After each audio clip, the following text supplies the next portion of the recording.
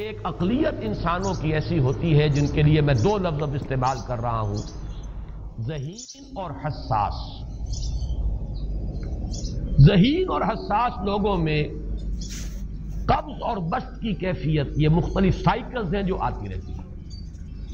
کبھی طبیعت میں پشمردگی ہے، دل بجھا ہوا سا ہے، کچھ نا امیدی سی ہے، خود اپنے اوپر اعتماد کی کمی محسوس ہو رہی ہے، مجھ میں صلاحیت نہیں ہے، میں کچھ نہیں کر سکتا، اب تک جو کچھ کیا کبا بھی ہے، امنگ بھی ہے، امید بھی ہے، روشن پہلو نظر آ رہے ہیں۔ قبض کی کیفیت میں تاریک پہلو نظر آتے ہیں، مایوسی کے پہلو نظر آتے ہیں، پیسیمزم کی کیفیت، اور یہ جو بسط کی کیفیت ہے اس میں روشن پہلو۔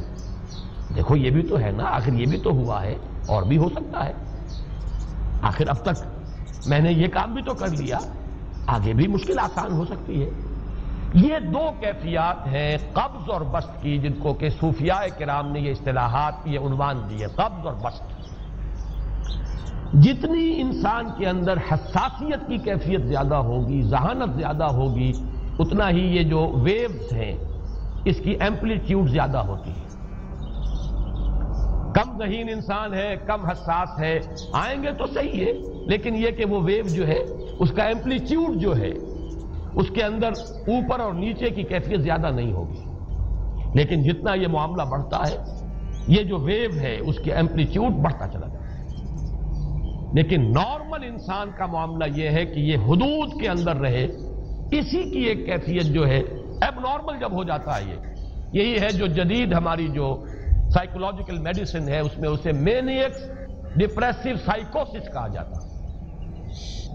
مایوسی ہوئی تو اتنی ہوئی کہ جیسے کمر ٹوٹ کر رہ گئی، اور اسی ڈپریشن میں ہوتی ہیں خودکشیاں، خودکشی کر جاتا ہے ڈپریشن۔ کچھ روشن پہلو نظر ہی نہیں آ رہا، کوئی امید کا پہلو نظر ہی نہیں آ رہا، کوئی صورت نظر نہیں آتی، کوئی امید بر نہیں آتی، کس طرف جاؤں، کدھر دیکھوں، کسے آواز دوں، اے ہجوم نامرادی دل بہت گھبرائے ہے۔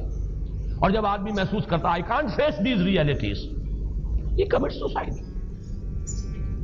یہ اور جب کیفیت ہوتی ہے انشراح کی تو آدمی خوب بھاگ رہا ہے، دوڑ رہا ہے، امنگ ہے، محنت ہے، دوڑ رہا ہے، امیدیں ہیں، اب ہر چیز کا روشن پہلو نظر آ رہا ہے۔ عجیب ہے یہ۔ اصل میں مجھے کچھ تجربہ بھی ہوا ہے، ہمارے خاندان میں بھی یہ مرض موجود رہا۔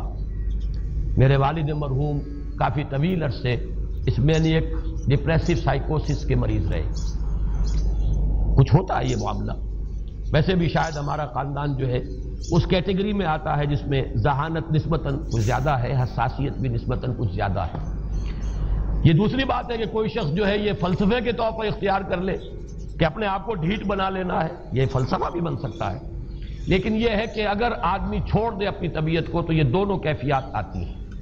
انہی کیفیات میں اگر یہ جو اپورڈ اینڈ ڈاؤنورڈ موومنٹ ہے یہ ایک حد سے نکل جائے تو یہ بیماری ہے مینیک سائیکوسس، مینیک ڈپریسو سائیکوسس۔ اس میں جب آدمی ہوتا ہے وہ اپر کیفیت میں تو اس کے اندر بڑی عظیمت ہے، روشنی ہے، امید ہے، لوگوں سے گفتگو کر رہا ہے، حق بول رہا ہے، خوب جو ہے محفل کے اندر، اب وہ محفل میں اسے دلچسپی محسوس ہو رہی ہے اور اسے ہر چیز کا روشن پہلو نظر آ رہا ہے، خود اپنے وجود کا بھی روشن پہلو، دوسروں کے وجود کا بھی، دوسروں کی بات میں سے بھی وہ اچھا پہلو تلاش کریں گے، وہ برا پہلو تلاش نہیں کریں گے۔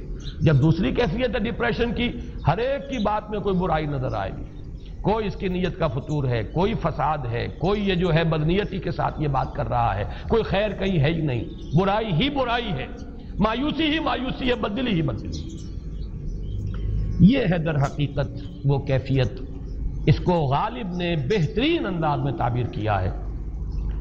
ذہین اور حساس انسانوں میں ان کی جو ترقی ہے وہ انہی مراحل سے ہو کر گزرتی ہے، اور ہر ڈپریشن کے بعد، ڈپریشن میں اس سینس میں استعمال نہیں کر رہا یعنی بیماری کی حد تک پہنچنے والی ڈپریشن نہیں، صرف قبض کی حد تک پہنچنے والا معاملہ۔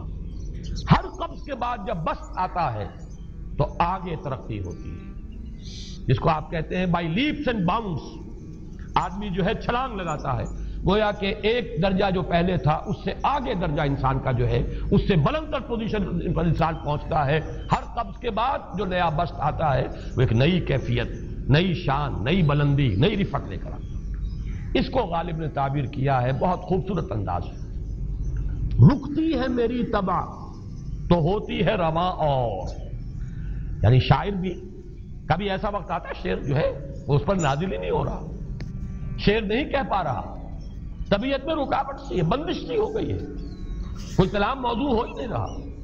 لیکن پھر جب یہ کیفیت جو ہے بدلتی ہے اور جب پھر بست کی کیفیت آتی ہے، رکتی ہے میری طبع تو ہوتی ہے رواں اور، پھر اس کے اندر ایک جولانی نئی ایک کیفیت جو ہے انشراح کی، وہ ایک بالکل نئی کیفیت، نئی شان کے ساتھ. یہ ہے وہ معاملہ جو ان آیات مبارکہ کے پس منظر میں ہے. اسی لیے اب میں آپ کو اس کا حوالہ دے رہا ہوں. تفسیر مظہری میں قاضی ثناء اللہ پانی پتی رحمت اللہ علیہ نے بہت عمدہ بات فرمائی ہے کہ حالت قبض اگر کسی شخص پر طاری ہو تو اس حال میں اکسیر کا درجہ رکھتی ہے یہ سورہ مبارکہ، اس لیے کہ یہ نازل ہوئی ہے محمد الرسول اللہ صلی اللہ علیہ وسلم پر اسی حالت قبض میں. وَالضُّحَىٰ وَاللَّيْلِ إِذَا سَجَىٰ مَا وَدَّعَكَ رَبُّكَ وَمَا قَلَىٰ وَلَلْآخِرَةُ خَيْرٌ لَكَ مِنَ الْأُولَىٰ وَلَسَوْفَ يُعْطِيكَ رَبُّكَ فَتَرْضَىٰ أَلَمْ يَجِدْكَ يَتِيمًا فَآوَىٰ وَوَجَدَكَ ضَالًّا فَهَدَىٰ وَوَجَدَكَ عَائِلًا فَأَغْنَىٰ. یہ تمام آیات اب معلوم ہوگا کہ جیسے موتی پروئے ہوئے ایک لفظ قبض، اب اس میں جو بھی واقعاتی اور جو میں نے آپ کو روایاتی جو بھی پس منظر بیان کیا وہ بھی فٹ بیٹھ رہا ہے. وہ خودکشی کا معاملہ بھی آ گیا، اس میں فٹ بیٹھ رہا ہے کہ بخاری شریف میں روایت موجود ہے کہ حضور فرماتے ہیں کہ میری طبیعت پر اس درجے اضطراب تھا، اتنی کیفیت جو ہے میری تشویش کی تھی کہ میرے دل میں بار بار خیال آتا تھا کہ پہاڑ پر چڑھ کر اپنے آپ کو جیسے گرا دوں. یہ سارے معاملات اب آپ کو محسوس ہوگا جیسے تمام کڑیاں جو ہے وہ جڑ گئی، جیسے رات کو اب آپ اٹھ نہیں پا رہے، اضمحلال ہے، اعصابی جو ہے اعصاب اس درجے متاثر ہو چکے ہیں. صرف یہ ایک احساسات کی کیفیت نہیں ہے، آپ کی قوت فعلی جو ہے، قوت عملی، وہ بھی اس درجے متاثر ہو چکی ہے کہ کئی راتیں گزر گئی اور آپ رات کو نہیں اٹھ سکے، جس پر کہ ام جمیل کو یہ کہنے کا موقع مل گیا کہ معلوم ہوتا ہے محمد تمہارا شیطان تمہیں چھوڑ گیا. اب یہ جملہ اپنی جگہ پر اس کی کاٹ ہے یقیناً، اس سے یضیق صدرک بما یقولون، لیکن وہ کیفیت جس کی وجہ سے یہ جملہ آیا ہے اس پر نگاہ دوڑائیے، اس پر نگاہ کو مرکوز کریں گے تو معلوم ہوگا ایک لفظ قبض، یہ قبض کی ایک کیفیت تھی. اس قبضی کی کیفیت کا ایک مظہر یہ ہے کیونکہ یہ بھی تو در حقیقت قلب مبارک جو ہے محمد الرسول اللہ صلی اللہ علیہ وسلم کا، اسی پر تو وحی کا نزول ہوتا تھا. یہ بھی وہی داخلی احساسات و کیفیات کا معاملہ ہے، یہی بھی در حقیقت یہ واردات قلبیہ ہی کا سارا معاملہ ہے. اس کو آپ خارج سے تعبیر نہیں کر سکتے، نہ ابھی کوئی ایسے مصائب تھے، نہ ایسی کوئی مشکلات تھیں، نہ ابھی کوئی رد و قضا ایسی شروع ہوئی، نہ ابھی کوئی بحث و نزاع کا معاملہ ایسا ہوا، نہ کوئی ابھی کوئی فزیکل پرسیکیوشن شروع ہوئی. یہ سب داخلی ہی کیفیات ہیں، اور ان داخلی کیفیات کے حوالے سے ان سورہ مبارکہ کو اگر صحیح سمجھا ہے تو صوفیہ نے سمجھا. وہ جو اقبال کا شعر ہے کہ کچھ جو سمجھا میرے شکوے کو تو رضواں سمجھا، مجھ کو جنت سے نکالا ہوا انسان سمجھا. اور کون سمجھے گا؟ وہ تو سمجھے گا کہ دکھے ہوئے وہ دل کی صدا ہے، وہ کیا ہے جو اقبال کی وہ ایک نظم ہے پرندے کی فریاد، گانا اسے سمجھ کر خوش ہونا سننے والے.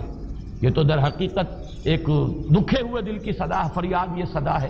تو یہ کیفیت جو ہے رضوان سمجھ سکا ہے جو کہ داروغہ جنت ہے، اس نے سمجھا یہ وہی آدم جو نکالا گیا تھا یہاں سے، یہ اس کی فریاد ہے. کچھ جو سمجھا میرے شکوے کو تو رضواں سمجھا، مجھ کو جنت سے نکالا ہوا انسان سمجھا. تو واقعہ یہ ہے کہ اس سورہ مبارکہ کا صحیح فہم اگر حاصل ہوا ہے، وہ امام راضی کو حاصل ہو ہی نہیں سکتا. وہ عقل اور منطق کی گتھیاں سلجھانے والے آدمی ہیں، اپنی جگہ ان کی کنٹریبیوشن بہت. یہ لغت اور ادب کا کوئی خاص مسئلہ اس میں ہے ہی نہیں کہ زمخشری اس میں کوئی جولانی دکھائیں اپنی، اس میں کوئی ایسا اشکال ہے ہی نہیں، نحوی اشکال ہی نہیں. لیکن یہ واردات قلبیہ کا معاملہ ہے، احساسات باطنی کا معاملہ ہے، یہ نفسیات انسانی کا معاملہ ہے. اور اس کو وہی سمجھ سکتے ہیں کہ جو ماہرین علم نفس ہیں، اور وہ ہیں صوفیاء کرام ہمارے ہاں، جن کا وہ ذوق ہے، باطنی کیفیات و احساسات جن کا موضوع ہے کہ یہ در حقیقت حالت قبض کی کیفیت ہے.